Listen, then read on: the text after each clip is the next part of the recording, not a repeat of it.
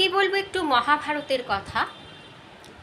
যখন অভিমন্যু যুদ্ধক্ষেত্রে যাচ্ছেন, যুদ্ধক্ষেত্রে অর্থাৎ কুরুক্ষেত্রে যুদ্ধক্ষেত্রে যাবার আগে প্রত্যেকের চরণে প্রণাম করলেন অভিমন্যু। যুধিষ্ঠির, ভীম, নকুল, সহদেব সকলে কিন্তু আশীর্বাদ করলেন যে তুমি চিরঞ্জীবী ভব। শ্রীকৃষ্ণের চরণে যখন প্রণাম করলেন তখন শ্রীকৃষ্ণ বললেন যশস্বী ভব। তখন দ্রৌপদী গিয়ে শ্রীকৃষ্ণের কাছে বললেন, কেন তুমি এ কথা বলছো যশস্বী ভব? কেন তুমি সকলে চিরঞ্জীবী ভব বলছো, তুমি কেন চিরঞ্জীবী ভব বলছো না?